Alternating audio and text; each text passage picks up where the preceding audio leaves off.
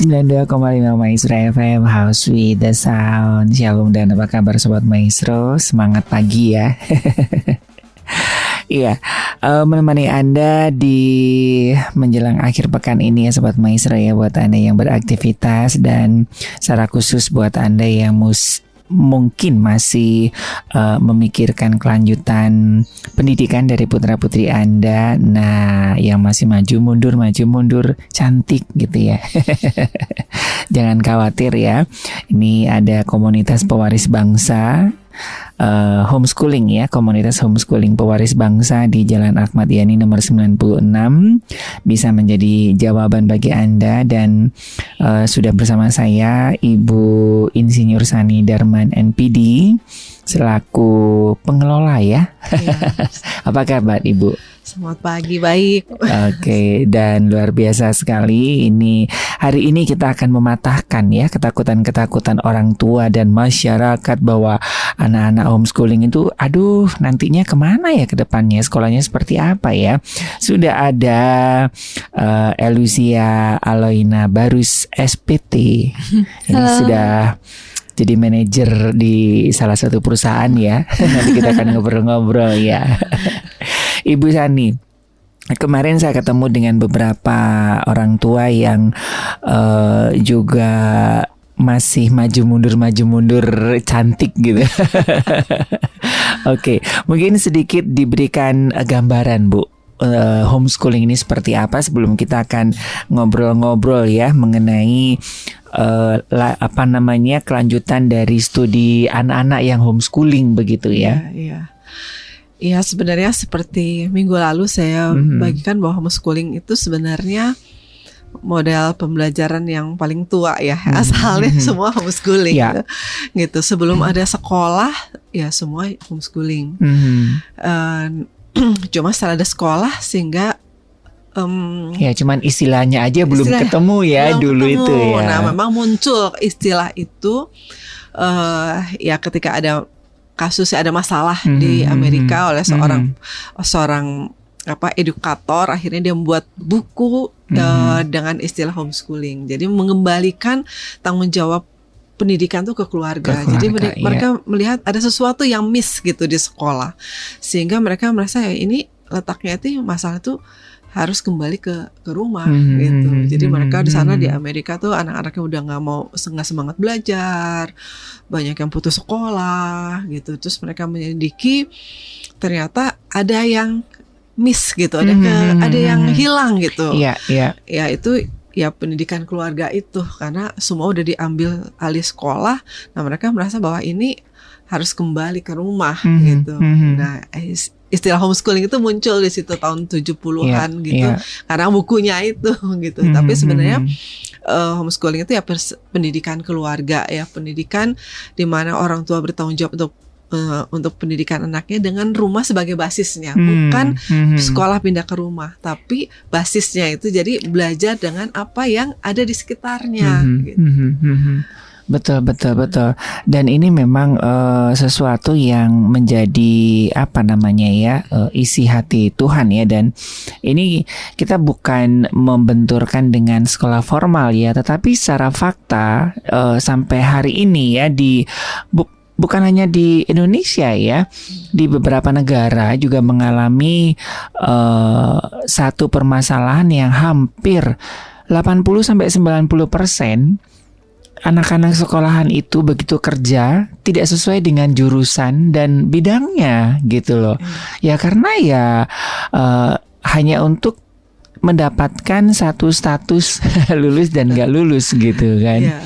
Dan itu yang dirasakan ya, sehingga kemarin ada yang mengatakan bahwa di Indonesia sendiri itu generasinya useless gitu karena anak-anaknya bingung begitu ya.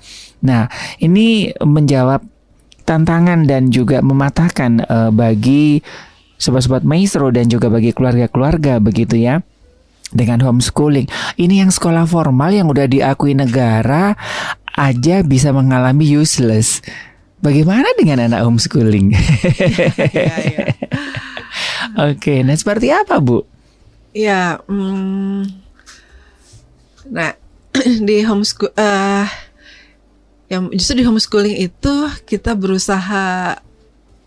Jadi saya ada status, saya katakan bahwa homeschooling bukannya sekedar model belajar, tapi mengenal dan menerima anak secara utuh. Yes. Gitu. Jadi dia seperti apa sih dia Tuhan ciptakan dia, ya kita mau dia tujuan pendidikan apa sih, membawa dia kan sesuai dengan rancangan Tuhan.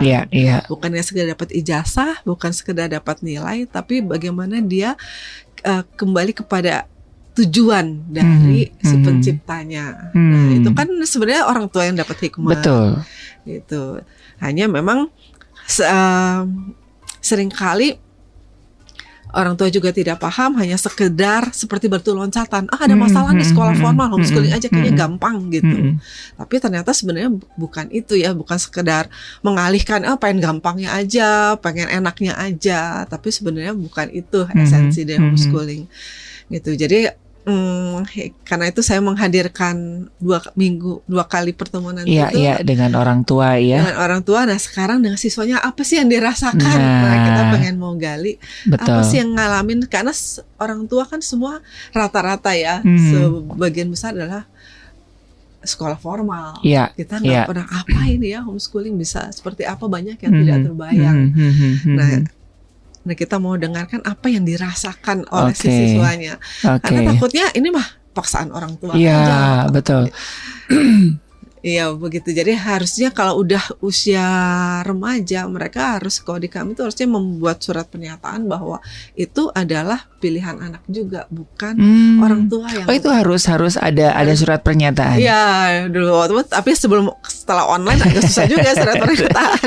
Tapi waktu dulu kami di atas 13 tahun itu harus dari anak ya. Harus dari anak gitu. Jangan karena pengen gampangnya, mungkin supaya murah, mungkin supaya hanya batu loncatan gitu, sehingga anak juga nggak nyaman karena orang tua juga nggak mengerti homeschooling. Akhirnya bukannya nyaman, suasana kondusif, tapi malah anak jadi tertekan, betul. Dan tujuan pendidikan itu nggak akan nyampe. Betul. Jadi kalau salah memahami homeschooling, bukannya bagus, tapi justru malah merusak anak ini ya. Gitu. Jadi kita harus paham, orang tua harus paham apa sih tujuannya. Jadi bukannya sekedar mau yang gampang aja, yang terjangkau aja, mungkin biayanya terjangkau, atau yang pengen enak aja gitu. Tapi sebenarnya mengerti apa esensi dari homeschooling dan tujuan melakukan homeschooling itu apa? Betul. Dan homeschooling ini bukan hanya sebuah tren, Isro ya, bukan sebuah tren, tetapi memang ini sudah menjadi kesadaran bagi keluarga-keluarga, dan juga harus juga menjadi sebuah evaluasi bagi sistem pendidikan yang ada di negara, bukan hanya di Indonesia, di negara-negara lain juga orang tuanya juga bisa dikatakan hampir 60% Bu yang sekarang udah beralih ke homeschooling ya. Nah, saya ke Elusia. Itu panggilannya apa sih? Elusia? Zia? Uzi. Apa yang waktu itu dirasakan waktu mengambil ke homeschooling? Mulanya sih merasa bebas karena jadi waktunya sepenuhnya aku tentukan sendiri kan.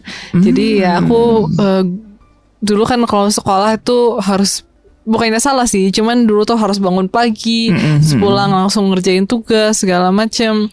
Hidupnya tuh sangat diatur oleh sekolah ini gitu. Dan sebenarnya di luar keinginan aku gitu. Aku sih ini ya bangunnya siang kayak gitu kan. Nah waktu homeschooling, jadilah aku bisa melakukan aku bebas gitu mulainya, melakukan apa yang aku mau. Mulainya karena nggak ngerti gitu, jadi ya aku belum lakukan semua yang aku mau, bangun siang, main game gitu. Nah tapi lama-lama karena aku benar-benar mungkin menyadari waktu ini sepenuhnya dari tanggung jawab aku, sepenuhnya dari tangan aku harus apain gitu. Lama-lama ngerasa juga nggak guna ya tidur siang, atau kayak nggak guna juga ya kayak cuman main game doang. Jadi aku terpikir sendiri gitu, akhirnya buat ngerjain hobi atau belajar, itu semua akhirnya atas dasar kesadaran aku sendiri. Nah itu yang sebetulnya ya yang kalau ditanya ke anak-anak sekolah, kenapa sih lu sekolah? Ya karena memang disuruh mama, disuruh papa. Karena ya ini program pemerintah 12 tahun. Sementara anak jujur ya 80% tertekan ya dengan dengan model yang seperti itu ya. Nah kemarin-kemarin kan kita ngobrol ya, dari orang tua itu kan juga ada proses adaptasi yang tidak mudah begitu. Uzi ya. Wah, kenapa sih namanya susah. Waktu proses adaptasi dari sempat formal juga kan? Sempat. Nah, dari formal ke homeschooling, seberapa lama proses adaptasinya? Mungkin sekitar setahun ya. Setahun. Lumayan ya. Ya. Apa yang dialami dari proses adaptasi itu? Mungkin memulihkan diri dari segala hal yang terjadi di sekolah. Mungkin istilahnya riset pikiran gitu, riset ulang diri. Apa yang di riset? Ini kan juga ada sobat maestro yang mungkin ini lagi dengerin nih ya, yang adik-adik yang mungkin ya oke lah yang masih kecil, mungkin masih tanggung jawab di orang tua ya. Tapi kalau yang sudah SMP, SMA gitu kan mau bingung mau pindah ke homeschooling. Nah, apa yang mesti harus dilakukan? Nanti belajarnya gimana? Terus juga seperti Uzi tadi sampaikan, wah ada beberapa anak-anak yang enak homeschooling bebas gitu, akhirnya ikut-ikutan gitu. Nah, apa yang hal pertama yang dilakukan oleh anak-anak yang mau beralih kepada homeschooling? Kalau dari masa transisi aku dari formal ke homeschooling, yang aku riset ya, aku rasa pandangan aku soal diri aku dan soal dunia gitu. Dan jadi kalau misalnya ada orang yang mau pindah dari formal ke homeschooling, aku rasa apa yang harus mereka siapkan adalah ya mereka harus siap membuka pikiran selebar-lebarnya dan ya harus siap untuk bertanggung jawab atas diri sendiri. Nah, terus dari belajarnya sendiri itu gimana proses belajarnya? Kan kalau di formal kan enak nih, udah ditata nih, udah kurikulumnya kan, Senin, Selasa, Rabu, Kamis, Jumat, jam segini gitu. Nah, kalau dari homeschooling? Sebenarnya aku ini agak random yang kasus aku gitu. Sebenarnya aku ada kayak pembelajaran online gitu. Dulu tuh namanya Kuiper, ada Zenius juga. Aku selalu belajar dari situ. Tapi pembelajaran utama, tapi itu karena dikasih kurikulum gitu sama mama. Cuman untuk pembelajaran utama aku, ya aku pilih apa yang aku suka dan aku pelajari habis-habisan sesuka aku sampai habis gitu. Contohnya tuh dulu aku suka binatang kan, suka banget binatang. Suka banget ayam juga, makanya sekarang jadi ini ya, jadi manajer di Camara Farm ya. Ya, kandang ayam. Ini apa ayam potong. Oh, ayam potong. Iya. Nah, dari situ ya sebenarnya aku belajar tuh mungkin hanya 2-3 jam gitu ya sehari, pelajaran formal gitu. Sisanya tuh ya aku habiskan ngurusin ayam sama karena aku suka biologi, aku belajar biologi gitu. Benar aku tontonin videonya, aku bacain buku-buku textbooknya, semuanya aku bacain. Jadi dalam 1 tahun gitu aku udah habisin, waktu aku SMA aku udah habisin semua materi biologi dalam setahun gitu. Dan jadi sisa waktu aku, sebagian besar waktu aku ya gitu, aku habiskan ngurusin ayam. Oke. Nah, jadi mungkin saya bisa menemukan jawaban yang disampaikan Uzi tadi ya, bahwa lebih bebas itu artinya lebih belajarnya itu bisa dari mana aja begitu ya, dapat lebih banyak begitu ya. Apakah seperti itu Bu Sani? Iya, jadi mungkin saya menambahkan tentang proses adaptasi itu ya. Iya. Jadi buat si anak, wah saya baru keluar dari sekolah formal, apa yang selama ini saya tidak bisa kerjakan, saya bisa kerjakan. Yang saya nggak mau gitu. Nah, bagi orang tua itu kan suatu tantangan ya. Iya. Itu stres orang tua, ini gimana? Tidak seperti yang dibayangkan. Oh, anak tinggal belajar, kerjakan belajar, ternyata kejadiannya nggak seperti itu. Nah, di pikiran anak, saya pokoknya mau main game, mau tidur, mau bangun siang gitu. Nah, itulah tantangan orang tua. Akhirnya pendekatan, nah saya ajak bicara gitu sampai menemukan bahwa karena kita tidak bisa marah-marah terus kalau misalnya marah-marah menemukan stres, ini ya model pembelajaran anak kan unik-unik ya. Iya, jadi akhirnya yang utama adalah bagaimana melibatkan mereka untuk merencanakan, melaksanakan sampai mengevaluasi atau merefleksikan selama ini dikerjakan. Jadi kita mulai, kamu maunya apa sih untuk ke depan tuh maunya apa?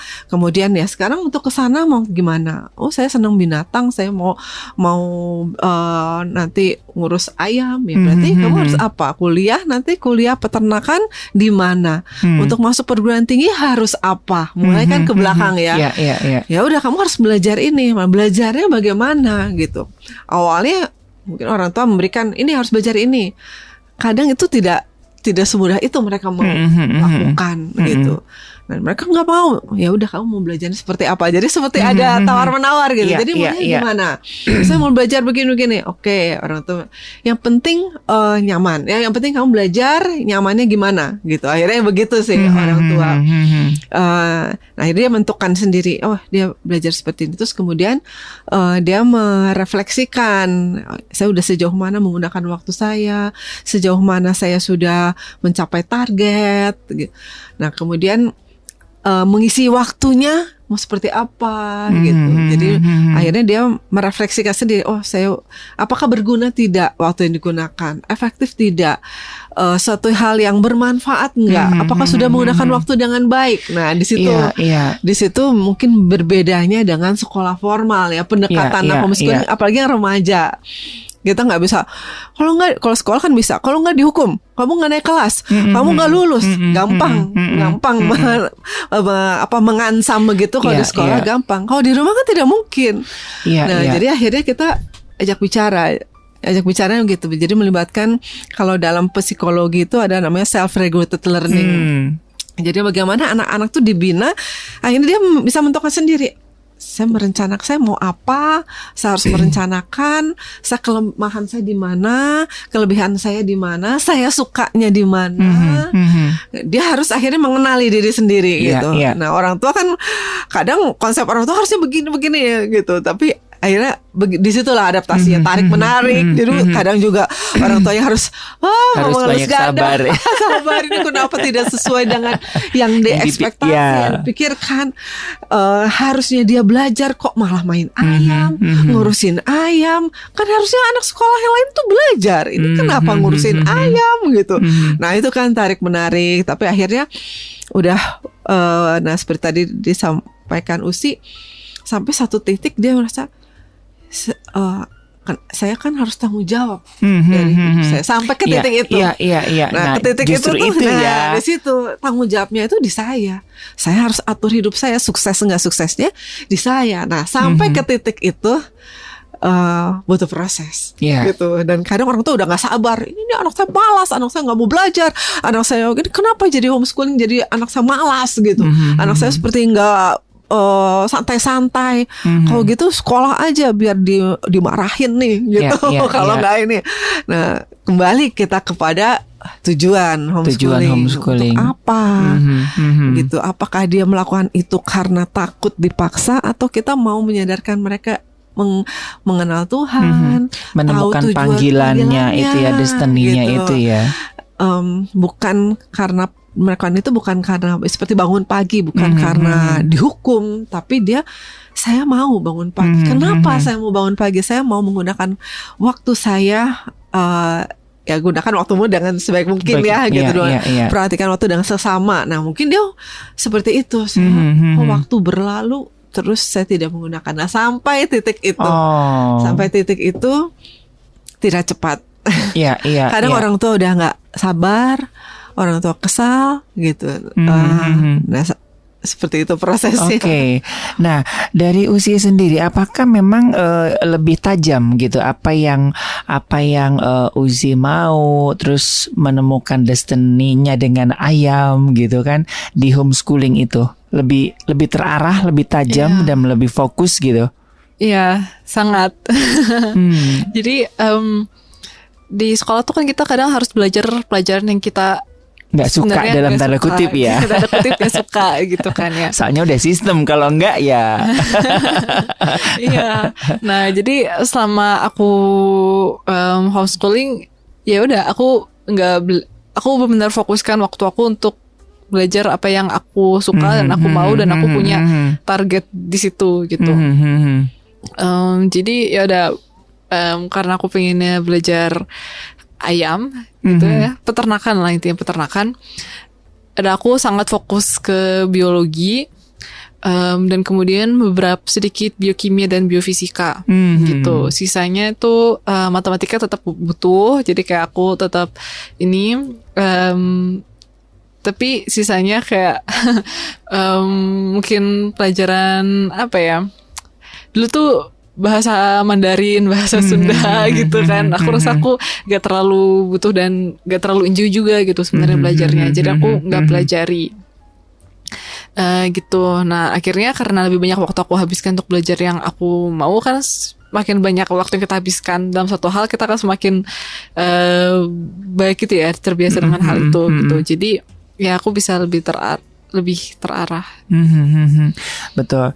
Dan kemarin ngobrol dengan salah satu ketua, ya saya sebutkan Alibaba di Asia, bahwa salah satu uselessnya anak-anak muda sekarang karena memang apa yang dibutuhkan oleh perusahaan-perusahaan itu nggak sesuai dengan apa yang diajarkan di sekolah gitu. Udah nggak itu yang dibutuhkan gitu loh. Jadi contohnya dia itu hanya D3. Jadi perusahaan-perusahaan luar itu sekarang itu nggak cari lu lulusan mana, yang penting lu itu kompetensinya apa. Karena itu yang dibutuhkan perusahaan. Lu S3, tapi kalau yang dibutuhkan di perusahaan ini bukan itu, yang nggak dapet gitu. Jadi itu sebabnya di beberapa negara larinya ya lebih ke homeschooling itu ya. Jadi kan lebih minat dan bakat dan kebutuhan yang ada di lingkungan sekitar itu yang kedepannya, future-nya itu apa gitu ya. Apakah seperti itu yang Ibu Sani lihat? Iya betul. Jadi dia mungkin tidak semua dia kuasai bagus ya, tapi satu bidang tapi tajam gitu. Jadi satu bidang yang dia suka itu jauh lebih bagus ya. Rata-rata yang homeschooling seperti itu. Jadi dia yang apa yang dia minati, dia sukai, tapi dia itu tajam. Nah hal-hal lain bukannya tidak penting, butuh pelajari juga. Apalagi kalau mau lulus atau masuk perguruan tinggi, kebetulan Uci kan masuk ke Unpad melalui jalur SBMPTN ya saat itu kan, melalui tes gitu kan, persaingannya juga dengan siswa-siswa lain ya. Jadi dia harus pelajari juga yang lain, tapi sekedar misalnya yang lain untuk lulus masuk tes gitu. Tapi yang dia minati, dia sukai, dia tajam di situ gitu. Jadi jenjang homeschooling ini apakah hanya sampai SMA aja Bu ya, artinya ya? Iya, ada sampai SMA. Sebenarnya sih ada juga universitas terbuka gitu. Gitu. Cuman ya memang kalau kembali ke pendidikan keluarga gitu, ada saatnya kita harus melepas dia gitu kan. Bilang kalau misalnya homeschooling berarti anak tidak bisa seperti di katak dalam tempurung gitu. Dia sepertinya dijagain, nggak ada yang pokoknya dijagain seperti dasar karmas gitu ya, eksklusif gitu. Nah sebenarnya kan kita tujuannya apa? Tujuannya kan dia bisa menjadi berkat di masyarakat. Dia bisa ya tujuan Tuhan kan kita jadi berkat, anak-anak itu terjun ke dunia gitu. Nah, ada waktunya gitu. Nah, waktunya kita persiapkan semua perlengkapan rohani, jasmani dan cara pikirnya, keterampilannya sehingga dia siap untuk di masyarakat. Ketika dia terjun, dia konsep dirinya dia sudah benar, tujuan hidupnya juga ya untuk orang tua ya sudah ditanamkan lah nilai-nilai itu ya oleh orang tua, udah ditanamkan sehingga ketika dia terjun ke dunia dia tidak mencari lagi pengakuan dari dunia. Udah siap pakai dan gak random juga kan. Bukan hanya keterampilan tapi yang terlebih rohani mungkin rohani, tujuan hidupnya dia gitu, diri dia sendiri, pengenalan diri dia, mungkin kalau yang psikologi lebih ngerti ya. Tapi jadi bukan hanya keterampilan skill, hard skill, tapi soft skillnya juga itu diperlengkapi. Jadi orang tua ya ada yang berkata homeschooling sih menjauhi mereka dari dunia. Bagaimanapun kan mereka harus tahu dunia seperti apa. Iya betul. Tapi kalau mereka tidak dilengkapi dengan benar, mereka bisa kayak perang gitu ya. Kalau tidak dilengkapi bisa babak belur. Gak tahu gitu. Cara. Sekalipun udah punya alatnya, nggak tahu cara berperang. Ya. Nah karena itu diperlengkapi semua sehingga siap perang gitu. Nah perangnya ketika dia kuliah, ketika kerja, nah itulah mereka harus perang menghadapi dunia seperti apa, tantangannya seperti apa gitu. Tapi mereka kan sudah diperlengkapi. Jadi kita nggak membiarkan mereka pergi tanpa perlengkapan. Iya betul. Nah tadi disebutkan Uzi dari Ibu Sani ya, sepanggil Ibu Sani aja ya. Kata dalam tempurung, apa itu yang dirasakan? Ini kan juga ketakutan dari banyak orang tua gitu kan. Anak saya nanti jadi antisosial, jadi eksklusif, jadi seperti kata dalam tempurung. Apakah itu yang dirasakan Uzi waktu masuk homeschooling? Mulanya aku mau pikir kayak gitu. Tapi ternyata justru aku malah jadi sangat menghargai orang lain gitu, sangat menghargai perhubungan dengan orang lain.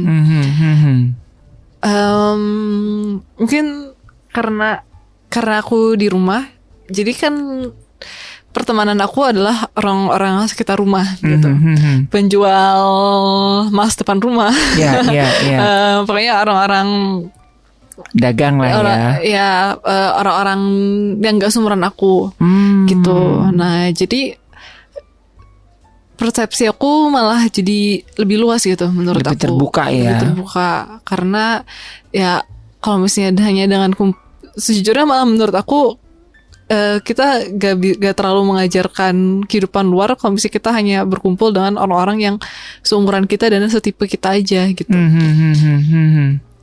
Dan terus juga ini sih mungkin kayak tadi sebutin Bu Sani, karena dirinya udah benar gitu. Kita melihat dunia itu dibandingkan dengan bagaimana kita melihat diri kita sendiri gitu. Itu bagaimana kita melihat diri kita sendiri, aku akan kelihatan dari bagaimana kita memperlakukan orang gitu. Jadi kalau misalnya aku sudah memperbaiki gitu, bagaimana aku memandang diriku sendiri gitu, jati diriku udah mantap gitu ya. Nah, ketika aku memandang orang lain, ketika aku berhubungan dengan orang lain, ya pasti banyak lah ya macam-macam. Ada yang baik, ada yang buruk dan segala macam. Tapi aku bisa nggak terpengaruh dan bisa tetap teguh gitu, perlakukan mereka dengan benar. Dan ketika ada begitu banyak tawaran nggak bingung ya, karena sudah menemukan destininya dari awal, sejak awal ya. Mau di ini udah pokoknya peternakan gitu kan. Mau ada ini harus pindah haluan, nggak peternakan gitu, karena udah passionnya di situ ya. Dan justru itu yang dicariin banyak usaha-usaha dan juga bos-bos besar di sana ya, yang orang yang tajam daripada yang dia nilainya tinggi tapi random. Seperti apa Bu Sani? Ya. Setelah memang apakah memang seperti itu? Ya memang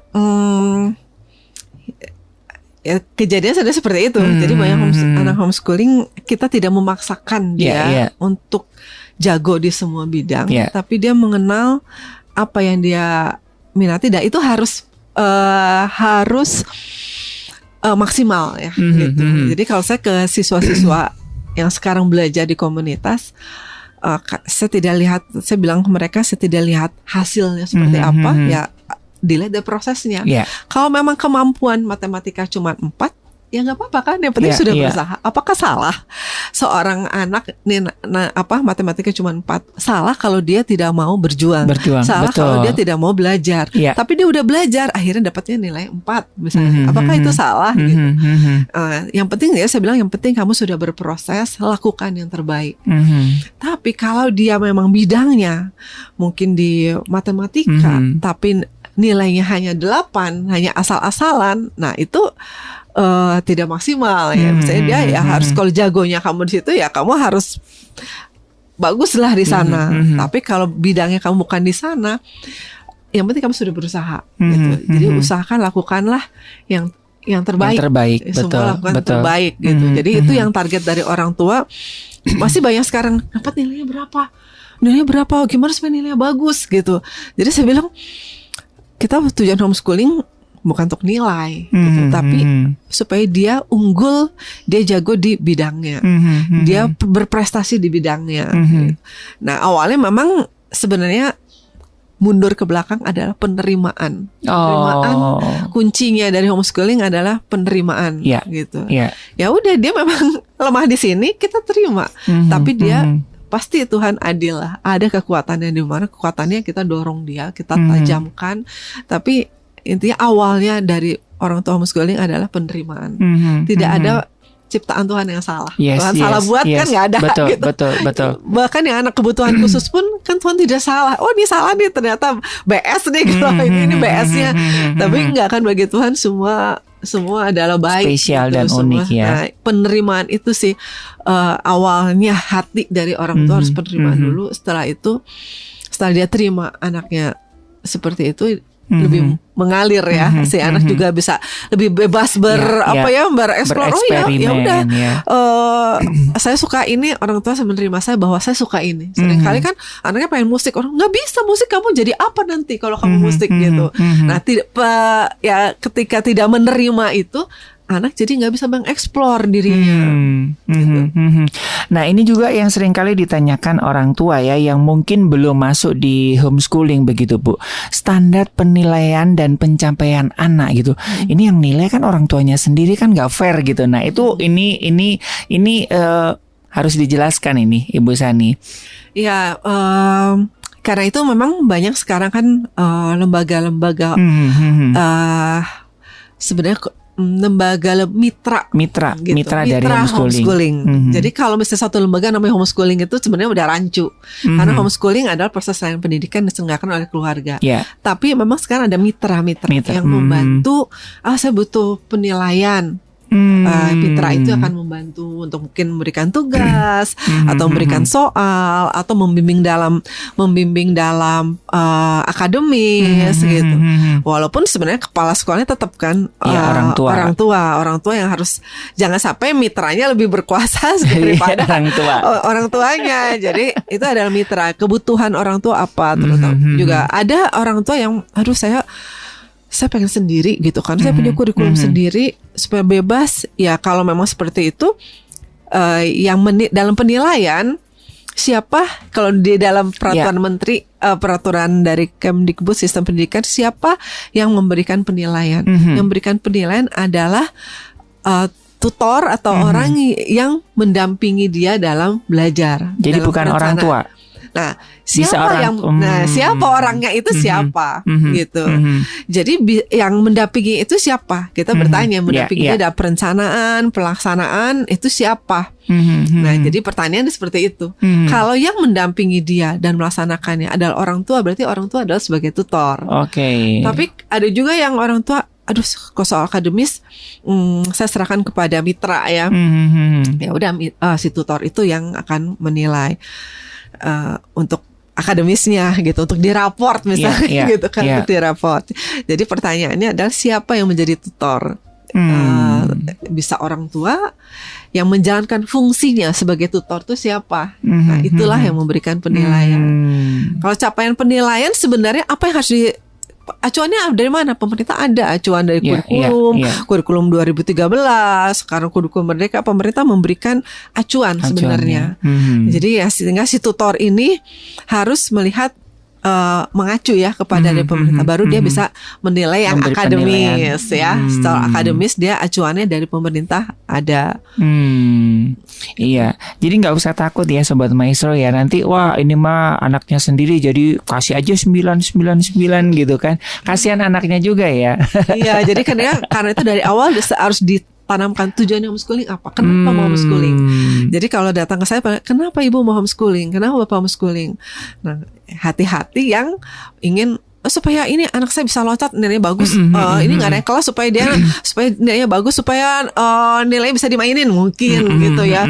Supaya dapat anaknya nggak usah belajar, dapat ijazah gitu. Iya. Pengen gampangnya supaya hanya supaya sekedar dapat ijazah aja. Nah itu yang harus diluruskan, dan di situ ya udah ini sebenarnya bukan kriteria homeschooling ini. Iya. Masuknya adalah sebenarnya ke kesetaraan. Masa aja kan sekolah. Iya, ini pendidikan sekolah persamaan. Kesetaraan ya gitu. Jadi memang kayak gitu, berarti pendampingan ini berbeda. Kita nggak bisa seleluasa itu dengan orang tua homeschooling. Beda dengan orang tua yang datang, saya mau bertanggung jawab atas anak saya tahu saya adalah pendidik yang terbaik gitu kan. Ada yang bilang ya saya bahkan mereka sendiri kadang ketika baca Alkitab mereka disadarkan gitu bahwa tanggung jawab pendidikan tuh di keluarga ya gitu. Bukan di guru atau di sekolah. Nah, ketika mereka sadar di situ, saya lebih membebaskan. Oke, silakan orang tua mau seperti apa, maunya seperti apa, kami beri kepercayaan. Tapi kalau misalnya tujuannya adalah untuk supaya dapat nilai bagus, supaya sekedar dapat lulus, nggak usah belajar, supaya gampang gitu. Nah itu kita harus hati-hati. Jadi karena itu harus tujuan dari homeschooling itu harus jelas dari awal ya. Harus jelas. Apakah dia homeschooling atau dia ingin pendidikan kesetaraan? Gitu. Nah, Uzi dari habis SMA terus masuk ke perguruan tinggi, bahkan sekarang begitu ya, itu kan harus harus kembali adaptasi lagi ya, harus mengikuti sistem yang ada di formal begitu. Nah itu gimana? Gimana cara nge-switchnya ke sana gitu? Kan udah lama nih urusannya dengan ayam, dengan biokimia dan segala macam gitu. Harus masuk ke perguruan tinggi, bahkan sekarang S2 itu kan juga tetap harus ngikutin mata pelajaran yang lain.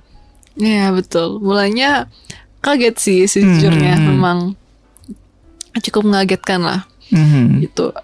Butuh waktu transisi juga. Waktu itu transisinya kira-kira 1 semester lah gitu, 6 bulan mungkin. Bagaimana aku bisa bertransisinya? Sebenarnya karena aku hanya membiasakan diri dengan sistem pendidikannya lagi aja kan. Dan karena aku dulu sebelumnya pernah formal, jadi gak terlalu asing lah gitu buat aku. Tapi kali ini bedanya adalah aku senang ngejalaninnya, bahkan dibandingkan teman-teman yang lain yang udah formal dari dulu gitu, kayak mereka kayak gini lagi gitu kan. Aku malah senang, yes kayak gini lagi. Soalnya sudah ada itu ya, ada kesadaran itu ya untuk Oke. Dan ya aku cukup senang akhirnya ada orang yang menentukan aku harus ngapain gitu kan. Meskipun kuliah pun jauh lebih bebas ya dibandingkan waktu sekolah formal, tapi karena ada jadwal harus pergi ke kelas gitu, datang pagi gitu. Aku selalu datang paling pagi gitu. karena semangat ya. Sudah dapat softwarenya dulu ya. Soft skill software. Ada perlakuan beda nggak? Homeschooling gitu kan, ada underestimate nggak dari lembaga tempat kuliah gitu? Enggak sih. Enggak. Enggak ya? Sama sekali. Nah ini buat orang tua nggak usah takut ya, karena memang dari kementerian dan juga dari pemerintah itu kan udah setara ya sebetulnya sekarang ya. Iya. Dari 2000 berapa ya, 2013 ya, itu sudah masuk dalam nggak boleh ada diskriminasi gitu ya. Jadi itu sudah setara sebetulnya. Jadi yang diharapkan adalah memang ya tujuan pendidikan itu tercapai begitu ya. Dan ketika anak mau melanjutkan ke yang formal ya sama rata gitu ya statusnya ya. Nggak ada ya itu dari apa namanya, apakah itu ada proses seperti itu Bu? Penyetaraan ijazah gitu atau gimana sih? Iya, sebenarnya pengakuan terhadap kesetaraan tuh dari sistem pendidikan tahun 2003 itu 2003. ada sistem pendidikan bahwa ada pendidikan non formal, informal yang hasilnya setara dengan formal setelah mengikuti ujian. Gitu, ada ujian kesetaraan. Harusnya jadi kalau mengikuti ujian kesetaraan berarti kan dia diakui sama ya hasilnya. Nah, tapi dulu mungkin ngikut kesetaraan jarang ikut kuliah ya, karena hanya mudah dapat ijazah atau hanya anak putus sekolah gitu yang sekedar ya dapat ijazah, kesannya seperti itu. Tapi nah kita berapa tahun ini kan makin banyak yang homeschooling ya. Jadi banyak anak-anak dari kesetaraan ini yang mau masuk perguruan tinggi. Nah awalnya perguruan tinggi tuh kaget gitu. Loh kok ada kesetaraan mau masuk perguruan tinggi? Ini gimana ijazahnya? Gimana hasilnya? Awalnya itu kami banyak berjuang untuk sosialisasi ke masyarakat. Karena awalnya sedikit ya yang kesetaraan tuh biasanya ya itu ya anak putus sekolah atau yang hanya sekedar ijazah. Nah tapi ini mau melanjutkan perguruan tinggi. Nah akhirnya kami dari asosiasi bekerja sama dengan dari Kemdikbud juga ya, kita minta tolong mereka juga karena masyarakat tuh banyak yang nggak ngerti. Nah, tapi berjalannya waktu akhirnya mereka melihat ketika diterima, oh ternyata anaknya baik-baik gitu ya. Bahkan beberapa dari perguruan tinggi mengatakan justru anaknya antusias, anaknya mau katanya Cooper nih, ternyata enggak begitu mereka masuk perguruan tinggi semua kegiatan mereka ikutin. Seperti tadi ya kayak Usi jadi bilang, mematahkan anggapan bahwa kata dalam tempurung itu no ya dalam homeschooling ya. Excited. Pengen semua kegiatan pengen diikutin, pengen bergaul sebanyak mungkin gitu karena kan udah penuh nih kayaknya. Jadi pengen disalurkan gitu. Jadi nah ketika perguruan tinggi masyarakat melihat itu akhirnya sekarang tidak menjadi satu hal yang masalah lagi. Kalau sistem pendidikannya sebenarnya udah dilindungi, tapi masyarakat belum masih homeschooling inilah yang belum kok ada kesetaraan yang mau kuliah gitu bisa gitu. Nah ternyata yang kuliah itu rata-rata yang homeschooling ya. Jadi memang bukan mereka bermasalah, tapi memang mereka memilih satu atau jalur yang berbeda gitu. Tapi mereka kok sama gitu. Ya mereka punya kompetensi yang sama. Jadi sekarang lebih masyarakat perguruan tinggi lebih menerima. Betul. Dan itu jauh lebih tajam ya karena memang jujur ya dari anak-anak homeschooling yang mau kuliah itu dia akan tahu aku harus kuliah kemana, jurusannya apa, karena dia sudah dari awal sudah menemukan itu gitu ya. Soalnya kan kalau di formal kan random dia nggak tahu kemampuan utamanya apa begitu, sehingga dan itulah salah satunya yang disebutkan dari seorang pakar itu bahwa ya ketika dia harus ke perguruan tinggi dia sudah tahu semakin tajam di situ. Contohnya Uzi di peternakan, nggak mungkin di kuliah di ekonomi, nggak mungkin kan ya, nggak di ekonomi kan, di ekonomi kan bukan ya, di apa di S1 S2-nya apa? S2-nya peternakan lagi, cuman lebih terfokus ke ayam. Ke ayam tuh kan sama kan, di sekolahan kan nggak ada. Dan sama dengan orang ini, dia katakan bahwa ada beberapa universitas di Indonesia yang tidak mengakomodir kemampuan si mahasiswa ini sampai akhirnya dia ambil 3-4 kursus di luar.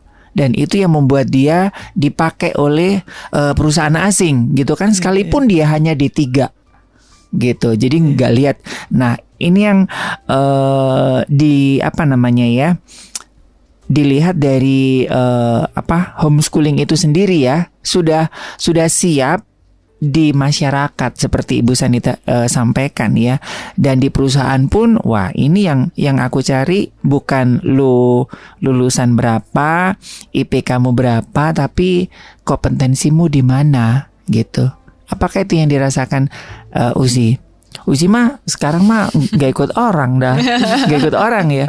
Iya. Tapi rata-rata apakah memang anak-anak homeschooling itu lebih mandiri gitu, lebih menciptakan lapangan kerja sendiri, justru lebih banyak jadi berkat orang ya, atau gimana Usi?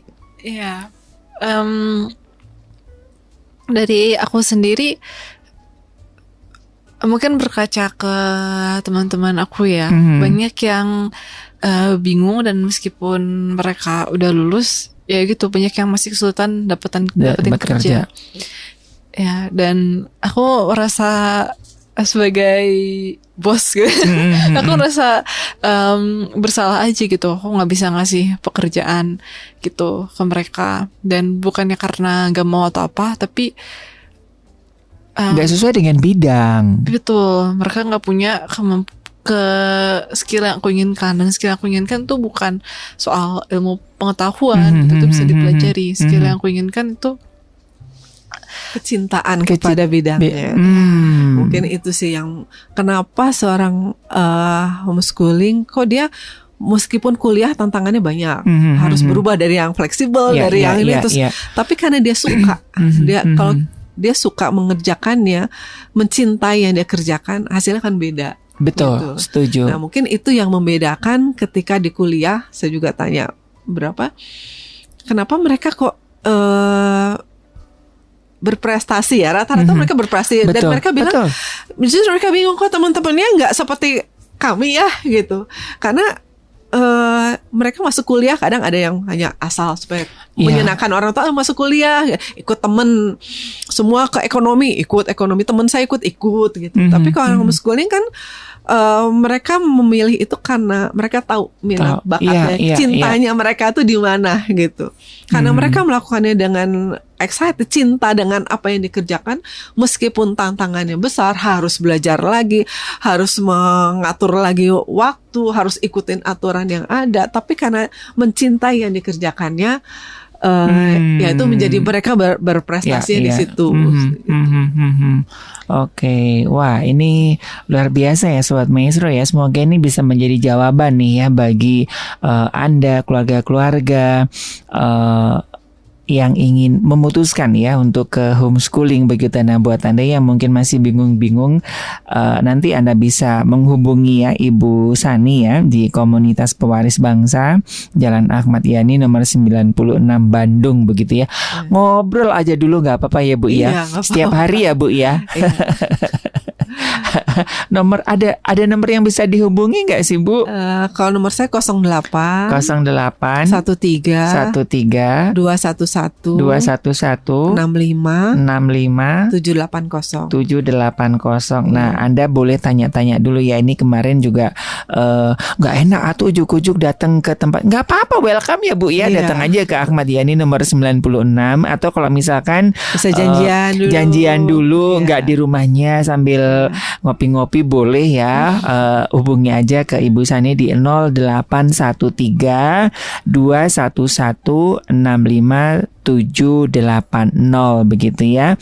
Nah kalau Anda nanti belum sempat nyatet, nanti boleh telepon ke kami, ke Radio Maestro, untuk kami bisa arahkan kembali begitu. Nah apa yang ingin Uzi sampaikan kepada mungkin ada adik-adik yang juga lagi jenuh gitu ya, lagi masa-masa dalam pencarian, yang aku ini mau homeschooling atau enggak gitu, untuk supaya memantapkan.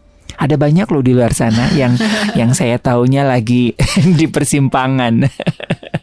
Paling yang aku ingin sampaikan sih, mungkin saat ini hanya kayak jadi kebingungan kecil, tapi nanti bertahun-tahun ke depan ini yang mungkin paling menentukan arah hidup kalian. Jadi pikirkan baik-baik, doakan baik-baik, dan juga cari tahu sebanyak-banyaknya.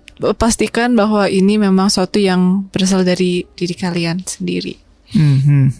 Dan itu jauh apa ya, confident, terus juga ngerasa bahwa ini hidup aku yang Tuhan mau itu jauh lebih tajam ya, dan kita melakukan itu jauh lebih enjoy ya, lebih enak ya usia. Iya betul, karena mungkin kalau saya percayanya Tuhan udah menentukan arah hidup jalan tiap orang gitu. Ketika kamu menyadari bahwa oh ini tuh benar-benar hal yang aku mau gitu, oh ini benar jalan yang Tuhan mau buat aku gitu, kita sesusah apapun gitu nanti, karena pasti semua pekerjaan, semua arah hidup akan susah gitu. Susah apapun kita dapat tetap bersukacita dan tetap yakin gitu. Oh ya, bagaimanapun aku akan lalui permasalahan ini gitu, karena aku yakin inilah jalan yang terbaik gitu buat aku. Betul, dan gak gampang menyerah begitu ya. Aduh, habis ini kan ada orang tua yang dikasih usaha ini gagal, pindah lagi sampai habis modalnya ya. Dari Ibu Sani, apa yang ingin disampaikan sebelum kita ketemu minggu depan? Iya, menyambung dari Usi, ya memang untuk yang homeschooling memang harus yakin juga. Jadi pelajari karena perubahan mindset itu ya.